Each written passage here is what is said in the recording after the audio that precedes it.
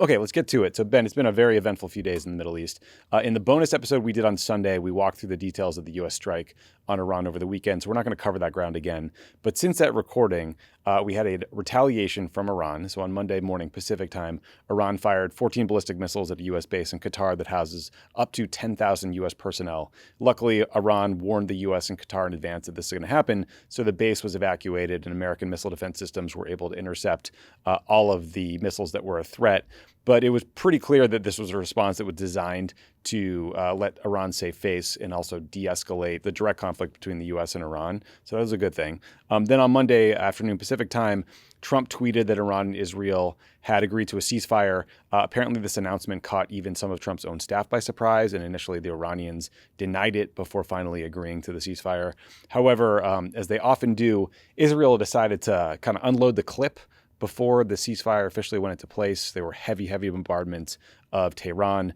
Iran fired about 20 missiles or drones or projectiles at Israel, one of which hit an apartment building in southern Israel, killing 4 people and wounding many others.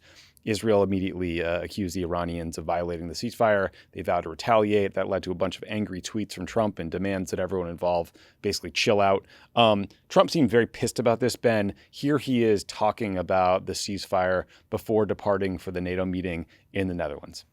Israel says that Iran violated the peace agreement and the ceasefire agreement. Do you believe that Iran is still committed to peace? Yeah, I do. They violated it, but Israel violated it too. Are you questioning if Israel is committed? Israel, as soon as we made the deal, they came out and they dropped a load of bombs, the likes of which I'd never seen before.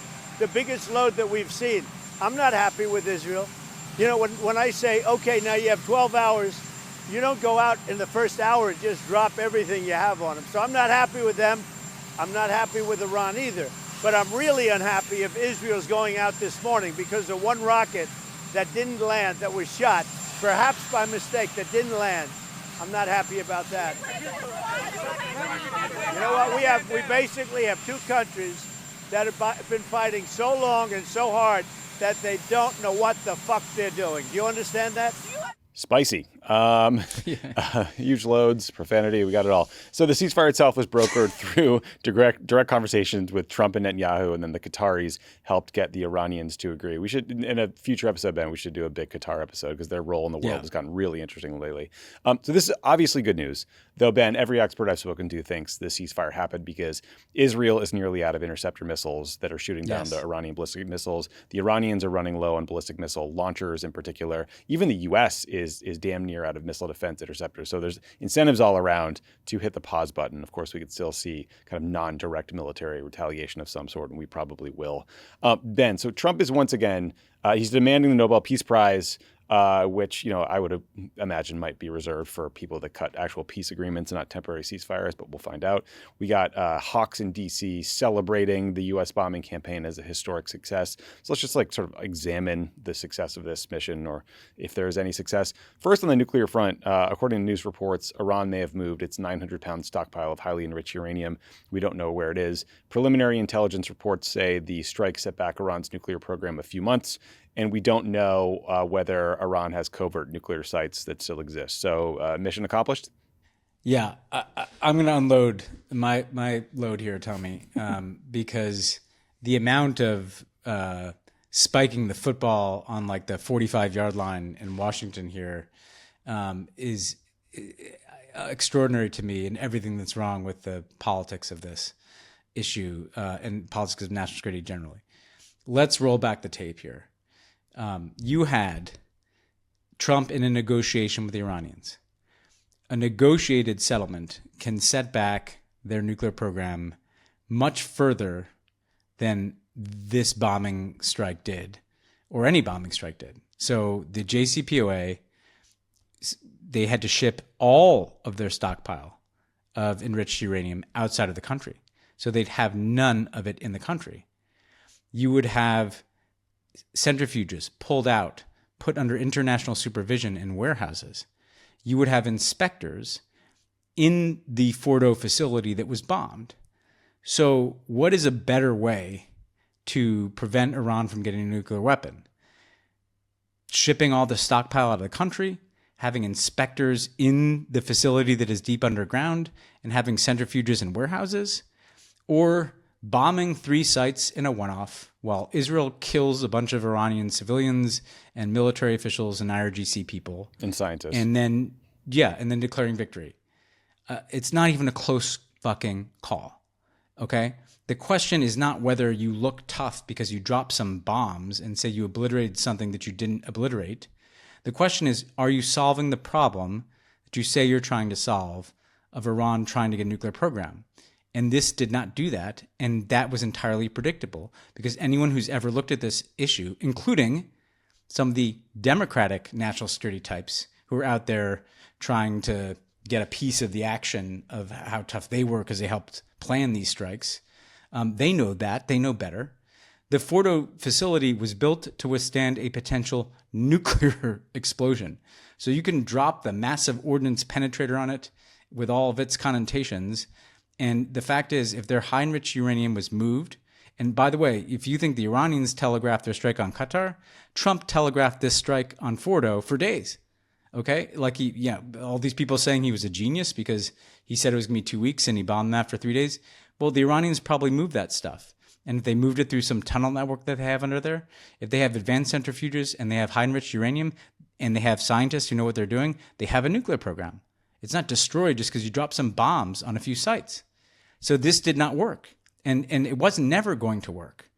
So that's the first point. If the goal is to prevent Iran from getting a nuclear weapon, this does not do that nearly as well as the deal that Trump himself was trying to negotiate with the Iranians. That's the first point. The second point is we should talk about proliferation. It sends a message not just to Iran, but to every country around the world that the way to not get bombed is to have nuclear weapons. So, we could have a whole episode on what this could do for nuclear proliferation around the world, right? Then there's the issue of the fact that it killed, nearly 1,000 people inside of Iran, which you never talk about. Like as if that's just, we're so normalized after Gaza that, killing a bunch of people, that's normal. I'm glad. The best thing that Trump did is put a pause on this, and that's a good thing. And I'm glad that he called out Israel in a way that he frankly hasn't, and that Joe Biden hadn't on Gaza, because the same thing could apply to everything they've done on ceasefires in Gaza. So look, I'm glad that it seems to be that there's a ceasefire. I agree with you. It's probably because Israel couldn't shoot down ballistic missiles anymore, and the Iranians were running out of them. So everybody wanted to buy some time here. But the premature celebration of this. It's just insane to me. And to all the people dunking on people like you and me, it's like, I feel just as strongly as I did 2 days ago. This was a war that didn't need to happen, a bombing campaign that didn't need to happen. There was no imminent threat. There was no legal basis, and it didn't accomplish the point of the bombing. So what are we celebrating exactly? Yeah, it's sort of like, I want to play one clip and then offer some thoughts. Here's J.D. Vance kind of trying to duck the question about Iran's uranium stockpile and what it means for Iran's future ability to proliferate. This was on Fox News on Monday. Do you know for sure where all the highly enriched uranium is? Well, Brett, I think that's actually not the question before us. The question before us is, can Iran enrich the uranium to a weapons-grade level? Our goal was to bury the uranium, and I do think the uranium is buried. We don't want that 60% uranium to become 90% uranium. That's the real concern, and that's what was so successful about our mission. So after all this, if the Iranian government survives as is, what's to stop it from rebuilding over time if they, in fact, moved the 60% highly enriched uranium? That's the concern. No, the big concern, Brett, and this is, again, what we destroyed, is their ability to enrich uranium. If they have 60% enriched uranium, but they don't have the ability to enrich it to 90%, and further, they don't have the ability to convert that to a nuclear weapon, that is mission success. Even in-house propaganda organ Brett Baer is not impressed by that load of bullshit. So, Ben, we got CNN and the New York Times reporting that this early U.S. military intelligence assessment says the strikes set Iran back by months before the attack. There was a rushed breakout, was thought to take 3 months. They've been delayed like 6 months. The report said the stockpile was moved before the strikes. You hear J.D. Vance not want to talk about that there. And then Israeli officials believe that Iran has covert enrichment sites somewhere, and there's evidence that the underground facilities at Fordo were not destroyed. If that assessment is correct, I suspect there will be pressure from Israel and Hawks in D.C. to bomb again. So that's a little preview of coming attractions, or maybe some sort of ground operation. I saw the administration canceled a briefing for Congress today about the strikes. probably because they don't want this news to get out. But more broadly, like there are other things worth thinking about here about the implications and fallout. The Economist reported that there's this new generation of generals taking over because Israel assassinated their bosses, and that this next generation is even more belligerent, something to consider going forward. There are reports of a widespread crackdown on dissent within Iran, and you're seeing lots of opponents of the Iranian regime argue that these strikes are rallying people who disliked the Iranian regime behind it to their side. Clearly, Israeli intelligence and probably U.S. intelligence had Iran totally wired before this operation started. I wonder if they'll have that same level of visibility now, or if some of those collection opportunities were dried up or killed off. We just don't know. Iran's parliament voted to stop cooperating with the IAEA, meaning they won't allow international inspectors to its nuclear sites. Now, I was talking to an Iran expert who pointed out that an immediate withdrawal by Iran from the NPT, the Non-Proliferation Treaty, would almost certainly lead to a snapback of UN sanctions as part of the JCPOA. So Iran will probably chill out for a while and wait to leave the NPT until October, when the JCPOA finally expires. But it will likely happen eventually, which means we will just not have nuclear inspectors in Iran anymore. And then I was talking with our old friend and colleague, John Wolfstall, who's a nuclear expert who is now with the Federation of American Scientists. And he pointed out that when Trump pulled us out of the JCPOA, it eliminated a lot of really stringent restrictions on Iran that prevented them from bringing in specialized carbon fiber and things that you need to make centrifuges. And that once the JCPOA went away, it's likely that Iran then stockpiled those materials somewhere. So they're just going to restart building centrifuges sooner than later. Ben, I'm also really interested to see what Russia does now. Israel took out something like 70 of Iran's air defense systems, maybe all of them. Many of those were Russian-made S-300 systems. Iran has some homegrown air defense systems, but it'll be interesting to see if the Russians step in to help them rebuild their defense infrastructure, because we know that Iran and Russia now have this even closer relationship because the Russians need Iranian drones. So this is kind of a mutually beneficial thing, and it was worth watching. It's also worth watching whether North Korea helps them with nuclear tech, and also to see what the Chinese do. Like, I wonder, I think China buys like 90% of Iran's oil currently. I wonder if they'll step in and buy even more and be something of a financial lifeline. And then, there's just something of a pride element that I think people don't understand in the Western media, Ben, which is that I'm sure there are Iranians who are annoyed that their government has spent decades and billions of dollars on nuclear technology. But then there's others in Iran who view it as a source of pride and like a sign of modernity to get nuclear technology. And they think that efforts to prevent them from getting this stuff, this nuclear tech, is just another element of like colonialism, essentially. So fully abandoning this project could have political blowback on the current regime, and it might prevent them from abandoning this project generally. So there's just a lot of X factors out there that we don't know, and a lot of reasons to be skeptical that this bombing campaign, both the U.S. and Israeli, has set things on a better course. Well, yeah, and that comes back to this point of what was the point of the bombing campaign, right? And we are living in such a short-term, in the U.S. political media environment since Trump, we like 24 hours is a long time, something looks like a great success for 6 hours, and then it looks terrible for 6 hours. You have to measure the bombing campaign against what it was supposed to achieve, which was destroying or setting back the Iranian nuclear program. The JCPOA, which is not a perfect deal, right? But and so I'm holding it up not as the JCPOA, but it's probably the kind of deal Trump would have gotten if Steve Witkoff had been able to go to Oman without Israel bombing Iran. Set them a year, all the estimates were that it was at least a year to them being able to break out to get to get enough nuclear fuel for a weapon, and then they'd have to weaponize it. So what I mean by that is, if the Iranians kicked out every inspector and decided to totally stop complying with the JCPOA and started running all their centrifuges at enriched uranium at maximum volume to get enough fuel for a weapon, it would take them a year. This bombing campaign didn't get anywhere near that amount of time, right? So what was the point of this? When I look back on it, what it looks like to me is that Israel launched a bombing campaign that was about not just a nuclear program, it was about regime change. They were killing all of these IRGC officials, all of these military officials. They were threatening to kill the supreme leader. They were hitting infrastructure. Trump comes in and drops these big bombs on these 3 nuclear sites, and in a strange way, kind of stops the Israeli bombing campaign and backs down from regime change. Maybe because his MAGA base, I think he, it seemed like he was speaking to hawkish MAGA and MAGA MAGA, right? Hawkish MAGA when he's bragging about obliterating nuclear sites that he didn't obliterate, and MAGA MAGA when he was telling Israel to cut it out and turn their pilots around. And so now everything is stopped, and nothing is better, right? I mean, this is kind of like what Trump did on tariffs. I mean, I mentioned this to you, but it's like he makes everything gets worse.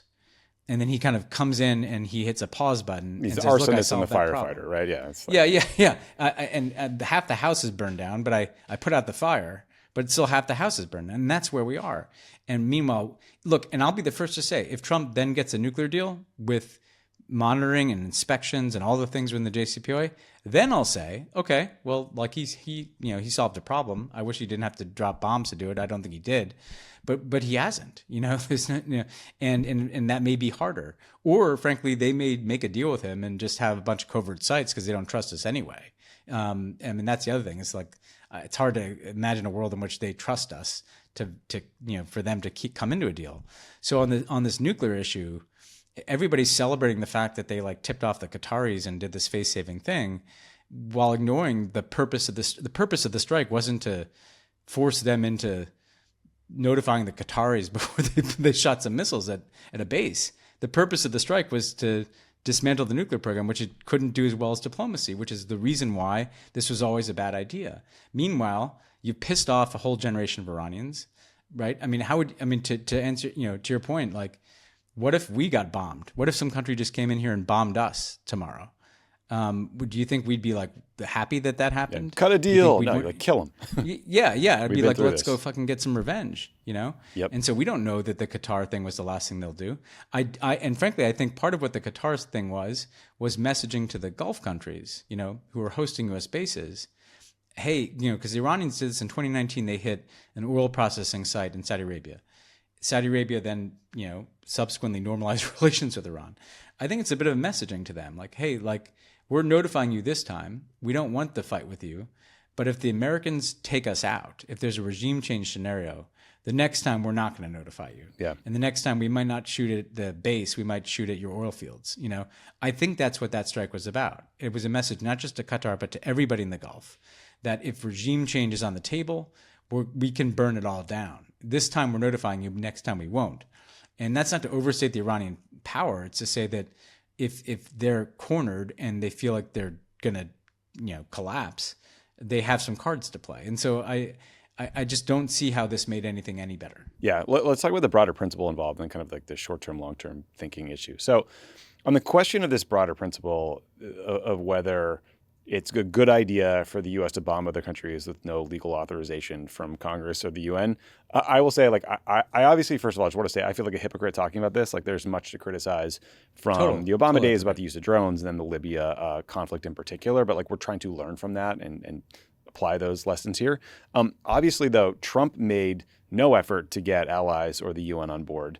And as you pointed out on Sunday, Ben, they by saying there was 2 weeks for diplomacy, he humiliated a lot of them. I think it was the German foreign minister who had a meeting with the Iranians, left that meeting, gave a statement about how hopeful he was that they could get a deal. And then, like, literally hours later, the B-2 bombers took off to begin the run. So Trump's team is arguing that they had the legal authority to bomb Iran because there was an imminent threat from Iran's nuclear program. But we know that's not true because in March, Tulsi Gabbard, the director of national intelligence, testified that Iran had not restarted its nuclear weapons program.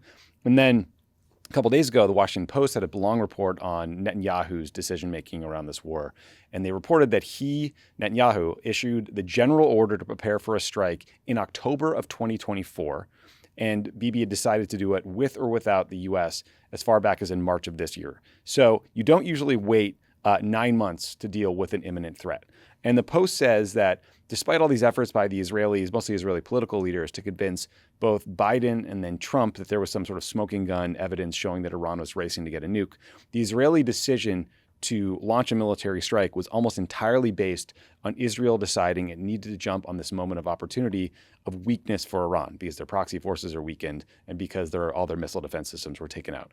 So the lack of an imminent threat makes this action illegal, both under U.S. and international law. And so, long story short, as we've said, the fact that the U.S. can pull off this mission doesn't mean it was effective in the long run. It doesn't mean it was legal. It doesn't mean it was the right thing to do for U.S. national security.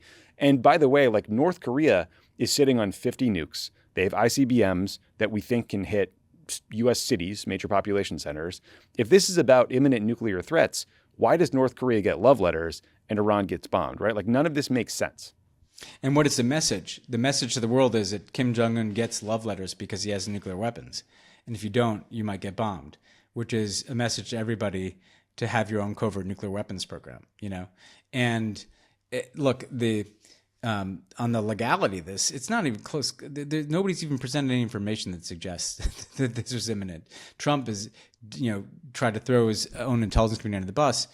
But this is the thing that worries me, Tommy, is like you mentioned earlier, there was supposed to be this briefing for the Hill on the outcome of the strikes, and they've delayed it. Well, guess what they're doing? They're cooking the books. Does anybody doubt that that's what's happening? No. Of course that's what's happening, because we saw it happen before our eyes. Tulsi Gabbard said that they were potentially years away from weaponizing, and Trump said, no, that's not it. And then she came out and said, well, maybe it's weeks.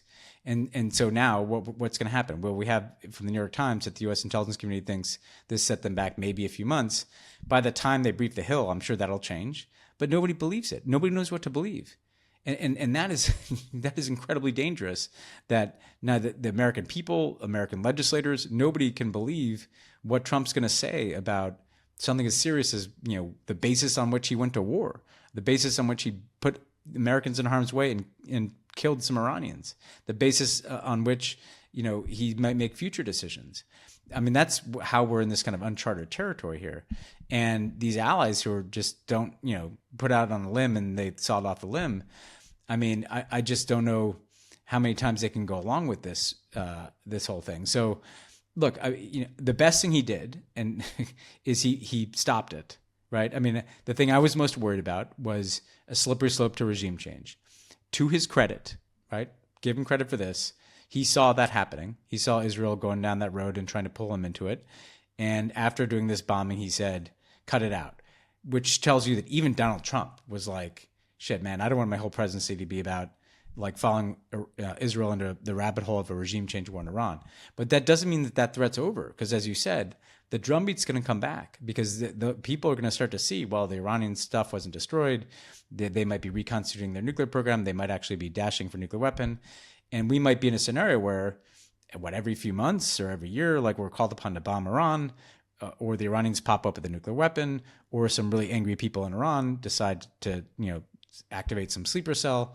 Like, we are in this, right? And this was the danger. Like, wars don't end on Truth Social. Wars don't end when the cable news cycle moves on to the next issue. Like, when you bomb a country, when you commit an act of violence against a country of 90 million people, you're in it for a while. Yeah. Okay, that was an excerpt of Pod Save the World, the show I do with Ben Rhodes every week about the biggest stories in national security, both in Washington and abroad. Please subscribe to Pod Save the World. It's a great show. You can get everything you need to know in one episode per week. But also, please subscribe to Pod Save America here on YouTube. We are trying to fight a battle against right-wing outlets that have huge followings on YouTube. And when people search for political news in YouTube, they get fed content from places like The Daily Wire or TPUSA that is just right-wing garbage. And we're trying to get good, factual information from a progressive perspective into the algorithm. And we subscribe to Pod Save America. You help us do that. So thank you.